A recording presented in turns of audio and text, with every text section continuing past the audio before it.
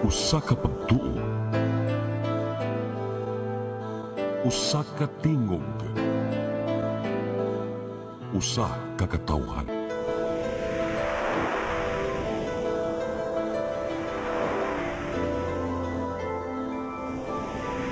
Cebu Catholic Television Network.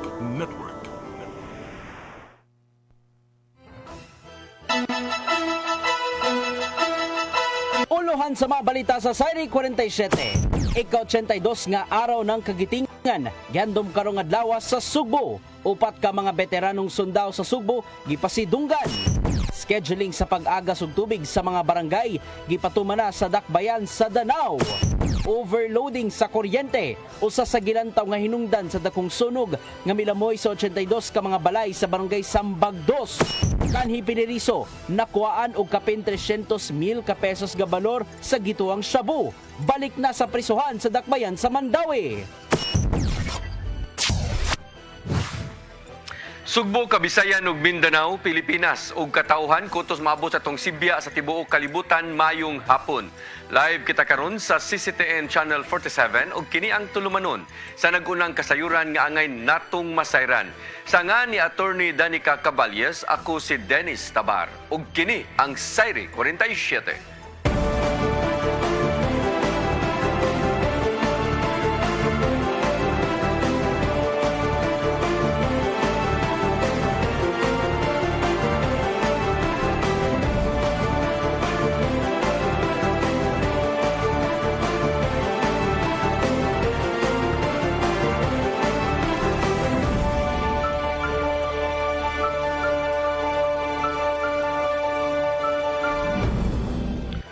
Ug karon sa kompletong detalye sa atong mga balita, upat ka mga veteranong sundao sa Sugbo gihatangan og tag 100,000 pesos nga gikan sa kagamanan sa dakbayan sa Sugbo. Atol kini sa pagsaulog sa araw ng kagitingan karong adlaw. Ang kasayuran ihatod ni Sherisa Mayoy. Gipasidunggan o gipangtunulan og tag 100,000 ka pesos ang upat ka Cebuano Philippine veteran sa Cebu City Government karong adlaw. Kini atol sa pagtimaan sa araw ng kagitingan karong adlaw din ang maong veterano nga mga nakigkumbate sa mga mananakop nga langyaw kaniadto. Ang mga gipasidunggan mao silang First Lieutenant Vicente Bautista E. Chavez Jr., Private Cesar Guerrero Istalilla, Private Josefina Arneo Magno ug Corporal Amelia Ortiz. Soldiers never die. They just fade away. But when soldiers are forgotten, God is slighted. Mismo sila Cebu City Mayor Makil Rama o Cebu Vice Mayor Raymond Alvin Garcia mo nitunol sa salapi nga gihatag ngadto sa mga veterano isip paghandom sa ilang bayanihon nga gigatampos sa nasod. Gani atol sa paghatag og mensahe ni Vice Mayor Garcia, iyang gimugatan nga kinahanglan nga sundon sa mga batanon ang kaisog, pagmahal sa nasod ug pagkamapasigurbuhon isip Pilipino ug pagkamapasalamaton sa mga veterano nga misakripisyo sa ilang kinabuhi aron sa pagkabot sa kagawasan. We'll never forget the sacrifices our forefathers, especially our veterans, have made. May we continue to honor them. And also more importantly, may we continue to accord our uniformed men and women all the respect they are due. Samtang gipasabot ni Philippine Veteran President Central Visayas, Leonardo Fabiano, nga human sa pakigbatok nila gamit ang armas ngadto sa mga mananakop nga langyaw, apan karon ang gisagubang nga problema sa nasod mao ang kapobrehon sa kadaghanan. Hinungdan nga gitawag nga modern day heroes mao ang adunay kapasidad nga dedicated sa serbisyo ug ang kanunay nga pagproteher sa nasakupan. We need new heroes who will stand up against corruptions in politics and public life. We need new heroes who will stand up for justice and the protections of human rights, and who will champion the education and empowerment of all our people. Ato sa selebrasyon, naghalad og buwak ang tanan nga mga uniform personnel, veterans, local officials, partner stakeholders ug uban pa sa Veterans Monument sa Plaza Independencia. Sherry Zameuy, CCTN News. Gihandom sa syudad sa Mandawi ang mga veteranong Pilipino pagtimaan sa ika-82 nga araw ng kagitingan. Atubangan sa Mandawi City Hall gihimo ang gun salute sa Special Weapons and Tactics kon SWAT din naghalad usab o gabuwak ang mga opisyalis sa dakbayan uban sa mga department heads sa gobyerno. Kini gihimo isip pagsaludo o paghandom sa gibuhat kang bayanihon nga buhat sa mga veteranong Pinoy nga nakigbatok alang sa kalinaw sa nasod. Lakip sa mga mitambong sa mga sakop ang Philippine National Police, ingon man ang Bureau of Fire and Protection, Coast Guard, Bureau of Jail Management and Penology ug uban pa.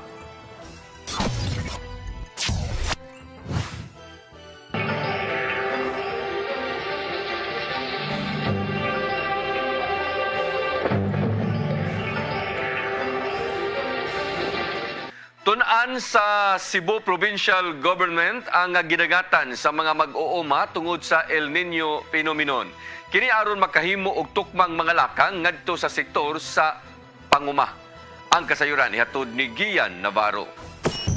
Gibutyag ni Gobernador Gwendolyn Garcia nga gitun-an pa nila ang kahimtang sa mga mag-uuma sa probinsya sa Sugbo. Taliwa kini sa padayng epekto sa El Nino phenomenon kung diin laumang maapektuhan ang produksyon sa mga agricultural products silang dapit. Matud ni Garcia nga ilang subayon pag-ayo ang sitwasyon sa mga mag-uuma o napamakahimo og tukmang mga lakang. Ning kasamtangan, dili pa nila ma-assess kung kinanan pa bang ipaubos sa state of calamity ang mga dapit tungod sa El Nino phenomenon. But as of now, we will watch and study the situation very carefully. We will assist where we can assist. We will make a decision where we should make a decision. And this was as regards the safety of our school children. But I will not yet go so far as to declare a state, because that's where you're leading, a state of calamity. Mahimo usab nga mapahimuslan sa mga apektadong mag-uuma ang insurance nga gitanyag sa Philippine Crop Insurance Corporation kon PCIC kana kung mahimong hinay ang produksyon sa mga tamnanan tungod sa grabing huwaw. Sa laing bahin, gilagway ni Gobernador Garcia na tukma ang gibuhat nga memorandum sa Department of Education 7 bahin sa pagsuspenso sa in-person classes ilabi na sa Sugbo. Human nga ni-issue og memorandum si Garcia niadtong Biyernes, dali usab nga gihapinan og direktiba gikan ni Department of Education 7 Director sa Luciano Jimenez bahin sa pagsuspenso sa in-person classes Lukup, Sugbo. Pagkalabay sa pipila ka adlaw, ni-issue usab og direktiba ang DepEd Central Office sa Kauluhan nga ipatuman ng asynchronous classes sa mga tunghaan. Maong gipasabot ni Gobernador Garcia nga ang lakang lang sa LGU mao ang pagsuspenso lang sa klase. Depende na sa sitwasyon sa mga tinunan o mga tunghaan. Samtang ang DepEd mo'y mag-igo sa pagsibog sa schedule sa klase tungod sa taas nga heat index. That is not the mandate of LGUs. That is under the Department of Education. Just to remind, again, the same Mayor, that he is again venturing into a territory not under his jurisdiction. Gian Navarro, CCTN News. Gipatuman sa dakbayan sa Danao ang scheduling sa pag-aga sa tubig sa mga barangay. Gi-report sa Danao City Waterworks nga nagnihit na ang supply sa tubig gikan sa ilang mga tinubdan tungod sa padayong epekto sa El Nino phenomenon. Matod nila nga gituyo ang scheduling sa pagpaagas gikan sa uban nga mga pumping station aron makontrolar og mabahin-bahin ang supply sa tubig ngadto sa mga apektadong dapit. Giyawhag sa Danao City Waterworks ang ilang mga konsumidor sa pagpundo og igong supply sa tubig sa panimay o magdaginot sa paggamit. Dugang pa nga mahimong recycle ang mga naggamit nga tubig sa uban nga mga butang. Departamento sa Panglawas may pahimangno nga laumang mugamay ang supply sa bakuna kontra pertussis karong Mayo. Kinahanglan una nga makahimo ang mga pharmaceutical companies og igong supply niini sud sa 4 ka buwan. Ang kasayuran ihatod ni Gian Navarro. Nakita sa Department of Health nga posibleng mugamay ang supply sa pertussis vaccine karong buwan sa Mayo. Hinungdan nga gitaho ni DOH Secretary Teodoro Herbosa nga nagkaanam na og hurot ang supply nini ngadto sa pipila ka mga tambalanan. Suma pa niya nga bisan og naka-order na silang daan og dugang pentavalent vaccines ngadto first quarter ning tuiga, madawat pa nila kini karong Hunyo tungod kay nagkinahanglan ang mga pharmaceutical companies og 120 ka adlaw kun 4 ka buwan aron makahimo kon mag-manufacture sa mong matang sa bakuna. Sa kasamtangan niabot na sa 890 ka mga kaso sa pertussis kon whooping cough o hutoy dinhi sa Pilipinas gikan Enero hangtod Marso tuig 2024. Sa maong ihap, ana sa 121 ang natala dinhi sa Central Visayas. Diin sagad sa mga namatay, mga batang nag-edad og 5 anyos pa ubos. Usa sa mga nabantayan ni Herbosa nga nagkagamay ang interes sa pagpamakuna mao ang epekto sa matag bakuna ilabi na sa nakalabay nga COVID-19 pandemic. Ingon man ang vaccine hesitancy. Apan bisan pa man, paingusgan nila kini pinagi sa kampanya sa pagpamakuna ngadto sa mga bata. Maong auhag sa DOH sa ubang mga ginikanan nga pabakuna ng ilang mga anak aron kalikayan ang managlahing matang sa mga sakit. Gian Navarro, CCTN News. Syudad sa Mandawi mopatuman og bag-ong traffic scheme sa intersection sa MC Briones Street ingon man sa UN Avenue. Kini aron mas mapaluagan pa ang trapiko sa maong lugar. Ang kasayuran ihatod ni Mary Rose Sagarino. Sa dili pa ibatuman ang bagong traffic scheme, kinahanglan unang i-relocate ang barrier og Center Island nga anaa sa MC Briones Street. Kini aron na nga ma-adjust ang lane og madugangan pa og lain. Aduna lay duha ka lane ang matagbahin sa MC Briones Street. So what we will be doing, again, number one, is to increase the number of lanes there is going to Cebu City and Lapu-Lapu, and also improve the turning radius. Turning radius na yun sa mga sakyanan. So we have to move back. Kaya usa na solusyon, i-move back na to ang mga stopping lines para makatulong sumayo. Hindi mo yung mga obstruction. So ato gihangyo ang DPN na we will relocate, ato i-relocate siya somewhere aron paghatag atong turning radius sa Gapo. Kining mga red, mora ni atong ipananghin nila na atong balinon. Usa ka AI-powered traffic light usab ang i-install aron ma-detect ang volume sa trapiko ug matino ang igong oras nga kinahanglang ihatag. Kanaron, first phase sa traffic light na to, if we are to implement this, na kining whole bridge, padong na din sa north o sa Cebu City, sa south. Kining whole bridge, kining underutilized bridge, mao naman ay gamito na to, pa north, yes. So mao ni nga first phase, buhin kita, duha ka lanes going straight, duha ka lanes going left. Unya, let's give time, pinaasa ni say, kaya mga giniri, dungan ang right turning. Sa una, always turn right anytime na siya. Pero karon, sa next sa facing, ato na siya marungon. Sugdan ang relocation ug ang simulation sunod buwan. Although we are hoping to also test run this simulation, kanang inig kuan jud inig daghan pod sa mga sakyanan para makita ginato og feasible ba ni siya. So what we'll be doing is a soft intervention. Si Edwin Humawas ang pangun sa Traffic Enforcement Agency of Mandawi kun team nagkanayon nga aduna na sila giandam nga traffic plan aron sa transition nga ipatuman. Si Hill Rituy ang Assistant Department Head sa team nagkanayon nga ang pagbalhin sa Center Island og barrier ang ipahigayon tungang gabii aron dili makabalda sa trapiko. Ang bagong traffic scheme ang gitinguha nga mapatuman aron mapaluagan ang trapiko sa lugar. Labi na nga natala nga dili mumino sa 5,000 nga mga sakyanan ang mag-agian sa matag lane. Mary Rose Sagarino, CCTN News. Gipaabot sa LTFRB ang direktiba gikan sa Department of Transportation kalabot sa paghatag og subsidy sa transport sector taliwa sa nagsakang presyo sa lana. Matod sa Department of Energy nga gi-certify na sa kagamhanan ni adtong Marso ang subsidy program o gikinahanglan nga papatuman sa gayon nga mobalor na og $80 ang matag baril sa lana. Lauman nga makadawat ang mga modern jeepney driver o operator og 10,000 pesos nga kantidad sa hinabang pinagi sa subsidy program. Samtang ang mga delivery riders makadawat usab og 1,200 pesos o 1,000 pesos usab alang sa mga tricycle drivers.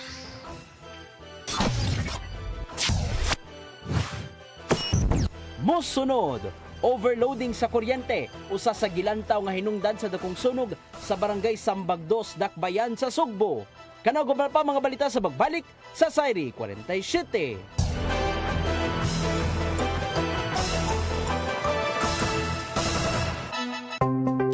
Discover the beauty of the Philippines.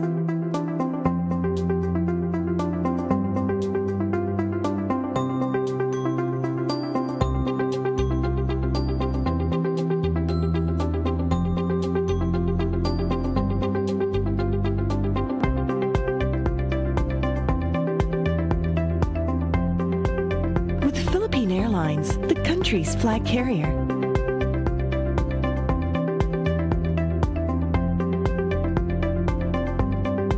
The airline that lets you feel the warmth of the nation.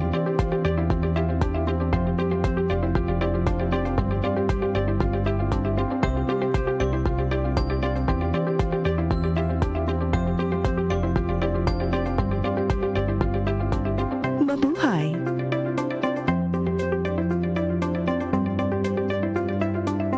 Ako si Mr. Rudy Romares, electrical subcontractor ng maong building. Ani adto nga wala pa kong mugamit og ko'y sakit akong tuhod, iglakaw na ko. Akong mga lutaha, no? Labi na gikan ta sa overtime. Di sa ko ganahan mo kaon, nindot na ang resulta kay karon mo agi ta sa rampa diha, no? Maglakaw ra jud ko. Mga batan-on nga mauwahin akong lakaw kay kusog na ko mulakaw tungod sa paggamit nako sa koy. So ay mo gamit sa koy kay nindot kay resulta. Daghang kay salamat sa koy herbal capsule. Barato na, epektibo pa.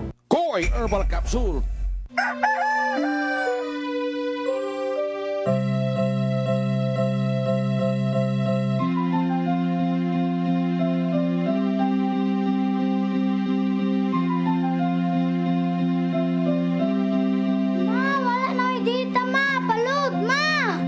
Sorry ma'am, na-late ko. Nangita pa mong gusto para internet sa kong anak ma'am. Ay wala na yung problema. Pag sinisibo. Sinisibo, sinisibo. For your internet connection. And for the signal of your cable TV. So fast and straight the transmission to your home. Sinisibo. Sinisibo, sinisibo. Offers you to have fiber optics. For your viewing experience, perfect and clear so fast. So great and affordable for you to enjoy. Sinisibo. Sinisibo Television Network Incorporated offers fiber to the home broadband internet bundled with fiber to the home cable TV connection. Sinisibo Television Network Incorporated with its operation in Metro Cebu and the whole province of Cebu soon. And affordable for you to enjoy. Sinisibo.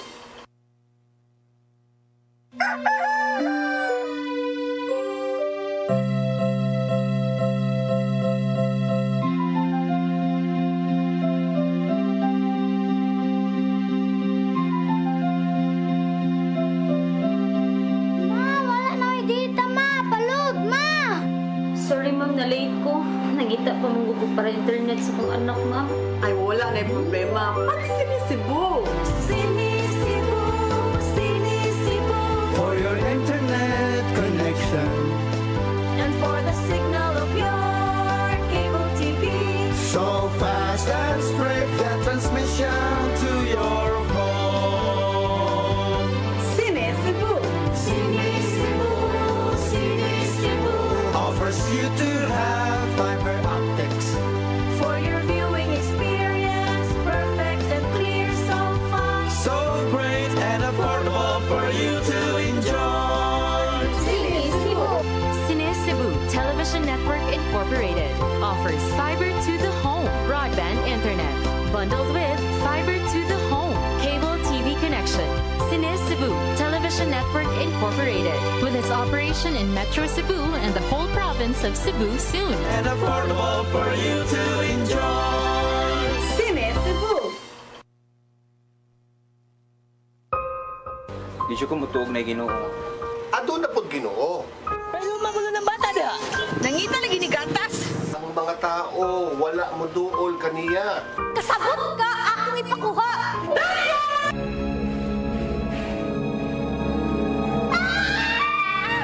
Ug naa sa unang Timoteo 3:15 nga ang iglesia sa buhi nga Dios mo iyang panimalay ug mao ang haligi ug sugaranan sa kamatuoran. Mayo!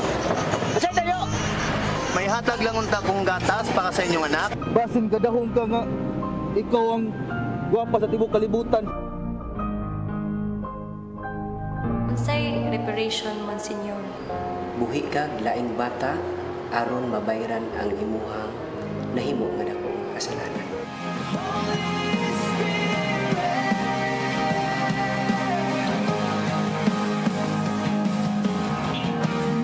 Daghan ka nato ang nagduda kung doon na bagay Ginoo o wala.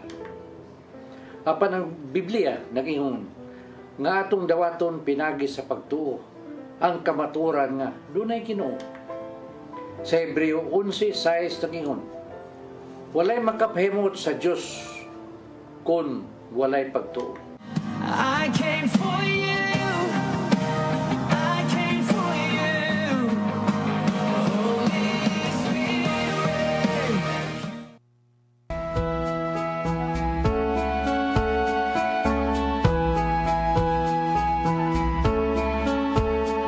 You're giving your all in His glory, touching each heart and soul by spreading His words and wonderful deeds that send forth His kingdom. It's love that you feel, that you care for all who have gone astray. You show them the way that leads to His full of love. It's love in action, true love, faith in action.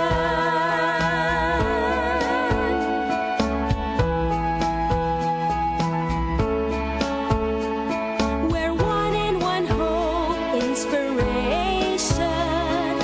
through God's amazing grace. His power and love and pureness of heart show to us His wisdom. It's love that you feel, that you care for all who have gone astray. You show them the way that leads to His full of love. It's love, faith in action, true love, faith in action.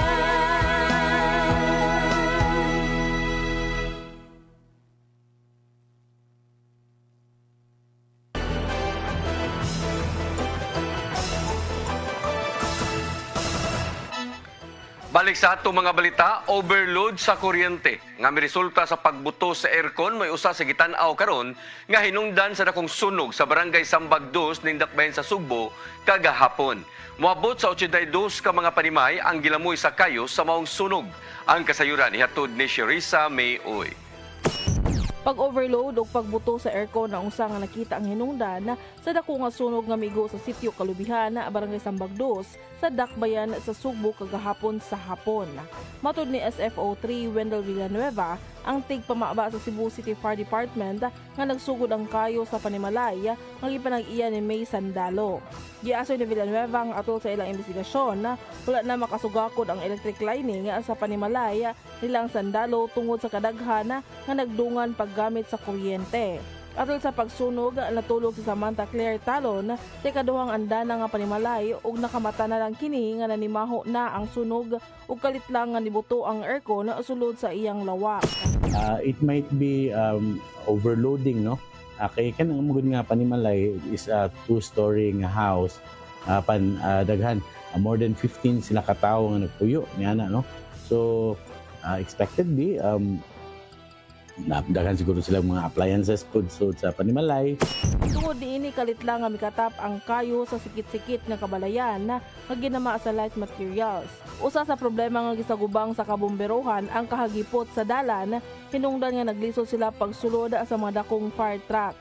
Gibutyag ni Villanueva nga usa nga nakalangay silang pagresponde mao ang kahinay sa pressure sa tubig gikan sa mga fire hydrants duol sa fire scene, hinungdan nga dili dayon makabalik ang mga bombero gikan sa pagreload og tubig sa fire truck. Atong na butang ato ang mga kining mga trucks nga mo assist ato mga fire trucks kanang hinayo kay ang pressure so dugay kay makapuno sa mga tanker sa mga fire truck nga niresponde usa sila makabalik sa niniang fire scene. So usa sa na that's one of the contributing factors why dugay kita na human sa ato ang isa ka nga to sa fourth alarm ang nahitabong sunog nga nagsugod pa pag alas 3:59 sa hapon o gideklarar og fire out alas 10:16 na sa gabi. Gibana ba na ang moabot nga to sa 63 ka Panimalay ang apektado og 51 niini mao ang hingpit nga naugdaw samtang 12 ang partially burn. Samtang luwas na sab ang tulo ka mga naangol, human nga naglisod og ginhawa ang duha nga silang Carmen Angela Galotero, 22 anyos, Carl May Villamor, nga nakaangkon sab og samad si William Magpante, 46 anyos, nga usa ka fire volunteer. Kasamtangan gipahiluna ang mga biktima sa sunog diha sa ilang gym o ang mga duol nga tunghaan. Shiri Zamay Uy, CCTN. Grupo gikan sa managlahing sektor sa Katilingban gilusad na aron papagigbatukan ang charter change. Apil sa mga nakigiusa sa mao nga panawagan mao ang mga opisyal sa simbahan. Ang kasayuran ihatod ni Gian Navarro. Ning araw ng kagitingan nag-abot ang mga sakop gikan sa managlaing sektor alang sa mahinungdanong forum sulod sa Basilica Menora de Santo Niño Pilgrim Center sa Dakbayan sa Sugbo. Yan ang panahuna, gilusad ang grupong Cebu Movement Against Tyranny and Charter Change nga naglangkob sa managlaing sektor gikan sa simbahan, academe, legal ug ubang civil society organization. Gipagi silang unity statement ang panawagan sa hugot ka pakigbatok sa charter change. Matod sa pamahayag nila nga apektado ang soberanya ug ang pagpalambo sa nasod kung tandugon man ang kasamtangang batakang balaod. Maong sukwahi sila sa gitunguhang pag-revise sa economic provision sa kasamtangang konstitusyon sa nasod tungod kay mosangpot kini sa pagpalabi sa interes sa mga politiko kun tiraniya. Matod sa usa sa mga conveners nga si Father Alan Jose Arce Buche nga ang 1987 Constitution mo'y labing nindot nga gimugnang batakang balaod maong dili kini angayam bag-uhon. So ang panawagan nato din i-maintain nato ang 1987 Constitution. Kay tungod niya kung pa man lang ni siya wala pa ni siya pag 50 years, no? Og ato ni siya i-uphold og i-promote ang mga pro-people provisions. Apil sa mga nakagiusa sa panawagan, mao ang ubang kaparian pinanguluhan ni Arsobispo Jose Palma, kinsang daanang niduyog sa kaobispuhan batok sa charter change. Usa sa mga highlights sa launching, mao ang forum diin nangunay sa pag-lecture si kanhi Chief Justice Hilario Davide Jr. Alang niya, dili pa kini ang igong panahon aron bag-uhon ang konstitusyon tungod sa pagduda nga mas gipalabi ang interes sa mga politiko. That will be a long time. We should first understand what is this Constitution. Is there anything wrong with the Constitution? Tell me what is wrong with the Constitution. If you cannot tell me what is wrong with the Constitution, there is no chance at all that we should revise it. Dungan sa panawagan sa mong kahumpungan nga kinahanglang manginlabot ang katawhan batok sa pagpalabi sa tiraniya sa Katilingban. Gian Navarro, CCTN News. Langyaw nga tinun-an gidakop sa tag-iya sa iyang boarding house kung gipadakop sa tag-iya sa iyang boarding house suman nagmaoy tungod sa tumang nga kahubog. Ang tinun-an nga taga Papua New Guinea nangayo og pasaylo sa iyang nahimo. Ang kasayuran ihatod ni Arnold Bustamante. Papua New Guinean nga tinunan sa kursong hospitality management sa usa ka dakong universidad sa downtown area sa Sugbo ang gipadakop tungod sa tumang kahubog ug nagwild sulod sa aga boarding house sa Dan Bonifacio, Barangay Dayas. Ang gibarog karon sa Parian Police Station gila nga si Michael Omene, 22 anyos, nga nag-abang sa lawak sa 165 Bonifacio Street sa Barangay Dayas. Sa investigasyon sa kapulisan na sayran nga nag-inom ang mga tinunan nga Papua New Guinean uban sa iyang mga higala pasado alauna gahapon sa hapon. Pag-abot sa alas 10 sa gabi, labihan na kining kahubog ug dili na kini mapugnan bisan unsaon nila sa pagbadlong. Gipangguba nini ang gamit sa aga kwarto ug giapil pa nini ang kasikbit ni rawak sa boarding house na mahinungdan nga nanawag ng pulis ang tag-iya sa mong panimay. Dakong kadaot ang namugna ni Michael Omene, di na mga kabinet sa matag kwarto pulos niyang gipangguba. Gingong dili lang kini ang unang higayon nga naalarma sa Parian Police Station na mao langyaw nga tinunan. Nadagpanausab ni niadto nga Agosto 2023 human manglabdi kinig cellphone sa diha nagduwa og Mobile Legend ang tag-iya niini. Napulo pa ng kabuan nga naa sa Dakmay Sugbo ang Papua New Guinean alang sa pagtungha sa kolehiyo. Matod sa mga pulis sa Parian Police Station nga buutan na maong langyaw kung dili mahubog apan kung makainom na kanunay na kini nga mag-wild. Arnold Bustamante, CCTN News. Kapulisan sa Lapu-Lapu nakakuha og dugang ebidensya sud sa sakyanan sa 36 anyos nga gingong nilayat sa kondominium sa Barangay Marigondon. Apan hangtod karon nga dili mo gawas ang autopsy report, dili pa sila makasulti ang kapulisan kung unsa ang nagpakamatay bagayod ang mao nga babae. Ang kasayuran ihatod ni Crystal Joy Filerca. Nakakuha og dugang nga ebidensya ang kapulisan sa Lapu-Lapu sa sakyanan sa 36 anyos nga babaeng giingong milayat sa Building 201 sa Saikyong Village sa Barangay Marigondon, Dakbayan sa Lapu-Lapu ni adtong Abril 5. Nagpadayon pa ang investigasyon kung may foul play ba ang maong panghitabo. Wala makakuha og CCTV footage ang kapulisan sa sulod sa maong building, apan sa nakita sa CCTV sa parking area nag-inusararang ni sulod ang maong babay. Apan matod ni Police Lieutenant Colonel Christian Torres, ang spokesperson sa LCPO, nga sa higayon nga padayon nga investigasyon gawas sa suicide note nga nakuha sa sakyanan na sayran usab nga sa wala pa mahitabo ang maong insidente, ni palit kini og pain reliever nga 50 ka buok. Palit siya og 50 ka Advil, meaning mga pain reliever. 50 ka pain reliever iyang ipalit tulo na nabilin. Ang the rest ana 47 ka buok wala na, possible iyang i-intake to. Dugang paniini nakita usab sa sakyanan ang basiyo sa vodka nga posible niyang giinom ug mga kutsilyo ug gunting nga iyang gipalit sa wa pa ang adlaw nga siya gituuhang nilayat. Gipaabot pa sa kapulisan ang resulta sa autopsy report aron makita kung unsay mga toxic nga iyang nainom ug kung may samad ba siya sa wala pa ang maong insidente. Kinahanglan medyo natay gamay nga naka-investigation considering na dugo sa 15th floor. Possible bago siya nilayat nag-bleeding na siya. Mao na atong ipaabot ang autopsy report, toro investigation, toro sa autopsy report. Dito na to makita so sa iyang lawas, intoxicology ba siya, unsa iyang mga toxic nga nainom or unsa iyang gipang-inom, at the same time na ba siya samad prior siya nilayat. Dugang usab ni Police Lieutenant Colonel Torres nga nakakuha sila og impormasyon nga nanamilit na usab kini sa iyang mga katrabaho nga basig dili na siya maabtan og pila ka adlaw. Apan hangtod nga wala pa ni gawas ang autopsy report, dili usa masulti sa kapulisan kung nagkutlo ba gyud og kinabuhi ang maong babay. Crystal Joy Filerca, CCTN News. Driver sa PUJ nga nakabangga patay sa usa ka senior citizen sa Dakbayan sa Lapu-Lapu, miklaro nga nara siya sa iyahang lane sa pagmaniho. Mihimakak usab kini sa pasangil nga may U-turn hinungdan nga nagkabangga o nabanggaan ang motorsiklo. Ang kasayuran ihatod ni Crystal Joy Filerca. Mihimakak ang driver sa pampublikong jeep nga gikabangga sa usa ka motor kagahapong adlaw duol sa Gate 3 sa Mactan Economic Zone sa ML Quezon Highway, Barangay Ibo, Dakbayan sa Lapu-Lapu nga niresulta sa kamatayon sa usa ka senior citizen. Matod ni alias Remy, dili tinuod nga pangan sa driver nga walay kamatuoran ang aligasyon nga siya ni U-turn tungod kay ang iyang direksyon padung sa Barangay Ibo. Nagpabilin ra siya sa iyang lane samtang ang nakita niya nga iyang kasugat sa pikas lane usa ka dump truck. Apan nikalit lang nga nitumaw sa iyang atubangan ang maong motor ug wala na siya kahibaw sa sunod nga nahitabo tungod kay nipiyong na lang siya sa iyang mga mata sa kakusog sa impact. Anong kuha na, ang ako nakita, dump truck. Karon pag kita na ko, motor man. Padawat ko ay tiyo ko pag impact. Depensa niya nga hinay lang ang iyang padagan atol sa pagkahitabo sa disgrasya.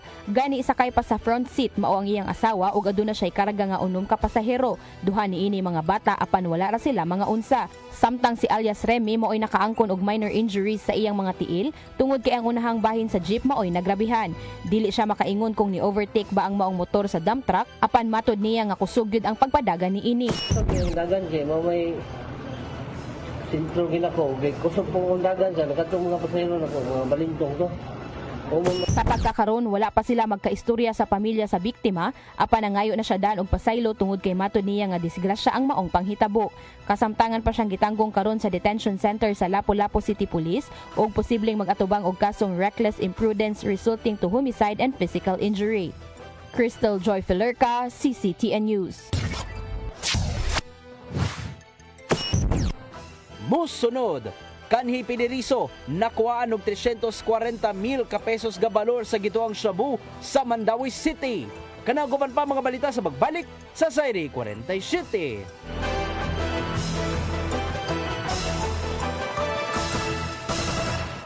Ako si Mr. Rudy Romares, electrical subcontractor ng maong building. Ani adto nga wala pa ko mogamit og ko'y sakit akong tuhod, iglakaw na ko, akong mga lutaha, no. Labi na gikan ta sa overtime. Di sa ko ganahan mo kaon, nindot na ang resulta kay karon mo agi ta sa rampa diha, no, maglakaw ra jud ko. Mga batan-on nga mauwahin akong lakaw kay kusog na ko mulakaw tungod sa paggamit nako sa koy. So ay mo gamit sa koy kay nindot kay resulta. Daghang kay salamat sa koy herbal capsule. Barato na, epektibo pa.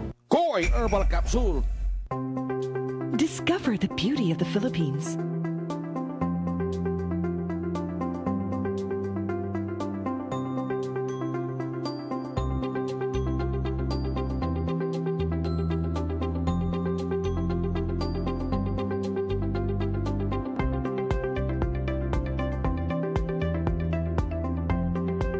With Philippine Airlines, the country's flag carrier.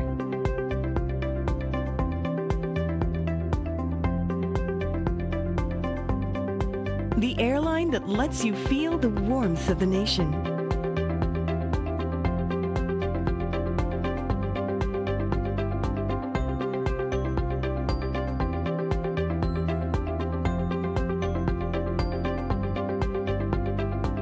Mabuhay!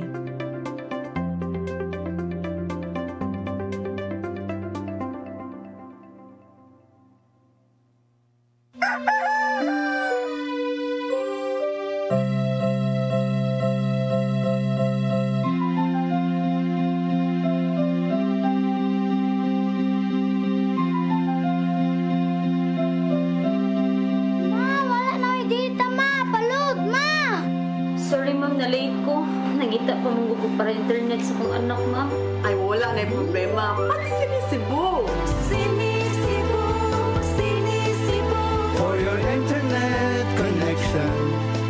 And for the signal of your cable TV. So fast and straight that transmission to your phone. Sinisibo! Sinisibo, sinisibo. Offers you to have fiber optics. For your viewing experience, perfect and clear so far. So great and affordable for you to enjoy. Sinisibo! Sinisibo Television Network Incorporated offers fiber to the home broadband internet bundled with fiber to the home cable TV connection. Sinisibo Television Network Incorporated with its operation in Metro Cebu and the whole province of Cebu soon. And affordable for you to enjoy. Sinisibo!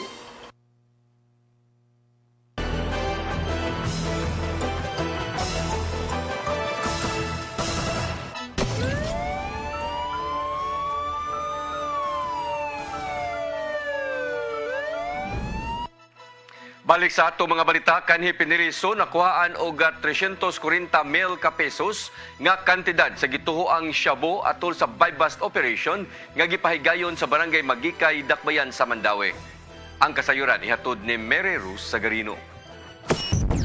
Balik sa prisuhan kining 40 anyos nga lalaki human makuhaan og moabot sa 340,000 pesos nga kantidad sa gituuhang shabu ato sa buy-bust operation kagabi sa Barangay Magikay, syudad sa Mandawi. Siya giila sa kapulisan nga si Renante Saludaga, residente sa Barangay Tabuk sa syudad. Siya gikonsidera nga usa ka high-value individual sa city level. Ang suspect giingong makadispose og 50 gramo sa shabu sud sa usa ka semana sa network niini sa Mandawi City ug uban pang silingang mga lugar. Kini na ang ikaduhang higayon nga siya na aresto tungod sa illegal nga drogas.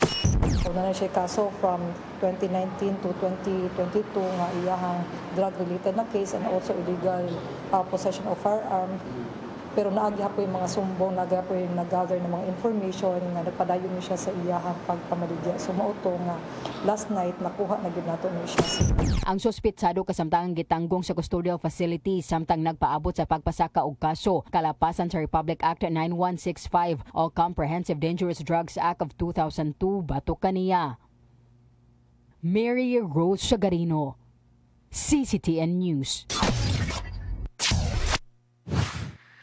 Drug din sa Barangay Labangon ning dakbayan sa Sugbo gibungkag sa mga sakop sa PDEA 7.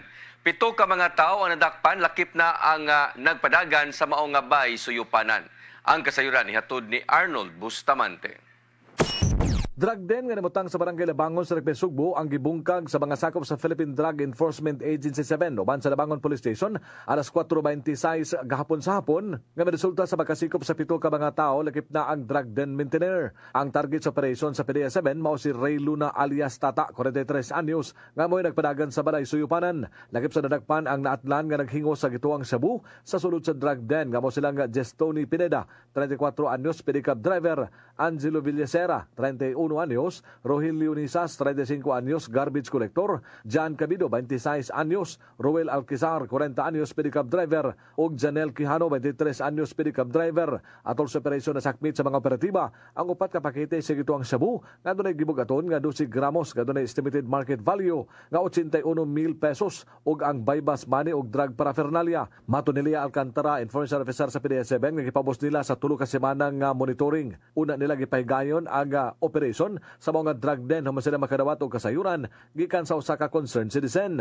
Gigong nga makabaligya si Luna og 30 gramos sa ituang shabu matag semana. Din ang mupalit nini didto raw samba gamiton sa sulod sa drug den. Kalapasan sa Section 5, 6, 7, 11 ug 12 Article 2 sa Republic Act 9165 ang ipasaka nga kaso sa PDEA 7 sa mga dinakpan. Arnold Bustamante, CCTN. Nasikop sa mga sakop sa Regional Intelligence Unit 7 ang number 1 nga most wanted person sa Caraga Region atol sa operasyon sa Barangay Pitugo, lungsod sa Konsolasyon. Gila ang dinakpan nga si Romulo Micabalo, dinaduna kini duha ka ihap nga kasong kidnapping, serious illegal detention, ingon man robbery with threat. Nasayran nga niadtong wa siya piyansa alang sa kasong kidnapping, ingon man sa serious illegal detention. Samtang mahimo siyang makapiyansa alang kung makapiyansa og 100,000 pesos alang sa kasong robbery. Minaila si Macabalo isip combatant sa New People's Army, isip team leader din milayas kini sa Mindanao human gigukod sa mga otoridad.